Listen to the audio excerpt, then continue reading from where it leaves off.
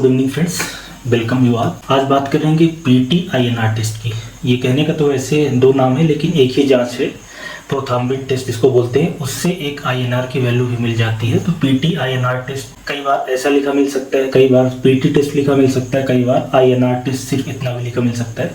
तो इसी को समझेंगे, इसका क्या मतलब होता है, किन मरीजों में कराया जाता है और बढ़ने कम होने का नॉर्मल कितना होना चाहिए, वो सब हम लोग जानेंगे इस वीडियो में।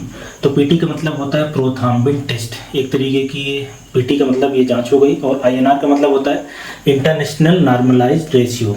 ये ब्लड में ये मेजर करते हैं कि किसी व्यक्ति के अंदर जो खून का थक्का बनने की जो कैपेसिटी है ये कितनी ज़्यादा है। किसी व्यक्ति का जो ब्लड है वो थिन है कि थिक है। थिक मतलब कि उसमें थक्का बनने की संभावना ज़्यादा होती है, और थिन है मतलब कि थक्का देर से बनेगा। तो ये पीटी-आईएनआर से किसी व्यक्ति के ब्लड के थक्का बनने की कैपेसिटी के बारे में पता चलता है। और ये जैसे अगर पीटी टेस्ट कराएंगे उसमें जो वैल्यू पेशेंट की मिलती है वो अगर ज़्यादा होगी तो आईएनआर भी ज़्यादा होगा। तो आईएनआर एक कैलकुलेटेड वैल्यू है जो पीटी के द्वारा ही कैलकुलेट की जाती है। तो उसको हम थोड़ा आगे डिस्कस करेंगे। तो अभी बात करते हैं कि ये जो पीटी टेस्ट है उसका क्या इंडिकेशन है। पीटी-आईएनआर टेस्ट या पीटी टेस्ट, इसका क्या इंडिकेशन है या किन मरीजों को रिकमेंड किया जाता है। तो पीटी टेस्ट जो रिकमेंड करने की वजह ये है कि किसी भी व्यक्ति के अंदर कोएगुलेशन का क्या स्टेटस है। एक तरीके का ये स्क्रीनिंग टेस्ट फॉर कोएगुलेशन हो गया कि थक्का बनने की प्रवृत्ति कितनी है, क्या कैपेसिटी, उसको स्क्रीन करने के लिए, जो कि बहुत सारी बीमारियों में हेल्पफुल होती है। इसके अलावा ऐसे लोग जिनमें हिपेरिन और वारफेरिन, ये एंटीकोआगुलेंट दवाइयाँ हैं जो कुछ मरीजों में चलती, स्पेशली जिनको हार्ट की दिक्कत हो या किसी तरीके का वाल्व रिप्लेसमेंट वगैरह हुआ हो या कोई और थ्रोम्बोटिक डिजीज हो, तब वारफेरिन हिपेरिन चलती है। तो उसके असर को और उसके जो इफेक्ट है उसको मेजर करने के लिए किया जाता है। इसके अलावा ये लीवर फंक्शन टेस्ट की तरह भी काम करती है। जिसमें प्रोथ्रोम्बिन होता है वो लीवर से बनता है। तो अगर प्रोथ्रोम्बिन की जांच कर लिया जाए तो इससे पता चल जाएगा कि लीवर किसी का काम कर रहा है कि नहीं। जो चौथा इसका एक इंडिकेशन ये है कि कोई भी मेजर सर्जरी, बहुत बड़ी सर्जरी हो रही है, उसके पहले ये पीटी करा लिया जाता है ताकि ऑपरेशन के दौरान ब्लीडिंग की संभावना ना रहे या उसको देखा जा सके। इसके अलावा किसी भी तरह की नॉर्मल ब्लीडिंग हो रही हो, चाहे नाक से हो जाए या स्किन पे ब्रूजी आ जाए या कट इंजरी के बाद खून अच्छे से ना बंद होता, उस केसेस में पीटी टेस्ट रिकमेंड किया जाएगा। और ऐसे लोगों में भी रिकमेंड किया जाएगा जिनको हार्ट अटैक की हिस्ट्री है या स्ट्रोक लग चुका है, हार्ट के अंदर वाल्व वगैरह चेंज हुआ है या स्टंट डला है या खून पतला करने की दवाएं चलती हैं, तो उन लोगों में रिकमेंड किया जाता है। तो अब आप बात करते हैं कि पीटी की नॉर्मल वैल्यू कितना होना चाहिए। तो नॉर्मल जो पीटी की मात्रा है वो 11.5 टू 13 सेकेंड होनी चाहिए। 11.5 टू 13 ये सेकेंड में वैल्यू आती है। और ये तो हो गई देखिए नॉर्मल कंट्रोल की इतनी होनी चाहिए। लेकिन अगर किसी व्यक्ति की जो पीटी टेस्ट है अगर वो 13 से ज़्यादा, बेसिकली 13 से 3 ज़्यादा, 17, 18, 19 ऐसा आता है तो ये बढ़ा हुआ माना जाएगा। 3 से ज़्यादा का डिफरेंस एक सिग्निफिकेंट डिफरेंस होता है।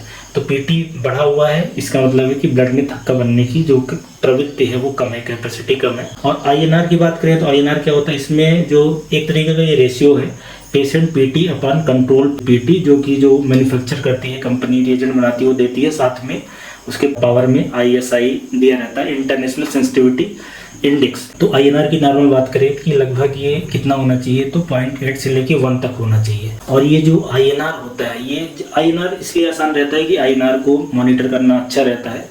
उसमें आप जैसे किसी तरीके की मेजर सर्जरी हुई हो या हार्ट से संबंधित कोई भी तरह का ऑपरेशन हुआ है, वाल्व रिप्लेसमेंट या कुछ भी, या ब्लड थिनर वगैरह चल रहा है, तो आईएनआर को जो डॉक्टर्स हैं वो सेट करके बताएंगे कि कितना आपको रखना है। नॉर्मली जब एंटीकोआगुलेंट चलती है तो 2 से 3 के बीच में आईएनआर रखने के लिए बोला जाता है। अगर आईएनआर 4 से ज़्यादा जाता है मतलब कि ब्लड बहुत पतला हो गया है, उस केस में भी आपको डॉक्टर को तुरंत इमरजेंसी में उनको बताना है। और अगर आईएनआर 1 से नीचे आता है तब भी ये आपको डॉक्टर को कंसल्ट करना है।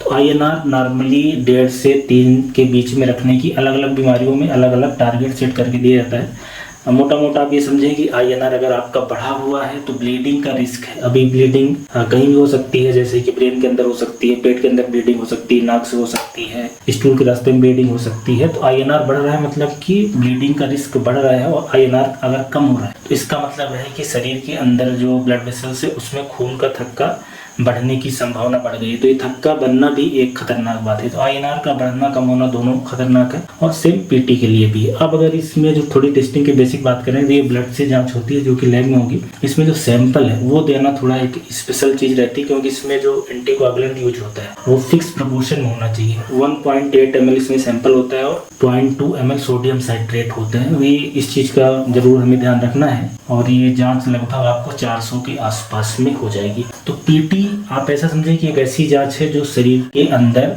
किसी के थक्का बनने की क्या कैपेसिटी है उसको मेजर करती है, और INR एक कैलकुलेटेड वैल्यू है जो स्टैंडर्ड लोगों से किसी पेशेंट का कितना है PT पोटेंशियल, मतलब जो थक्का बनाने की कैपेसिटी है, जो प्रोथ्रोम्बोटिक पोटेंशियल है, या उसको मेजर किया जाता है INR से।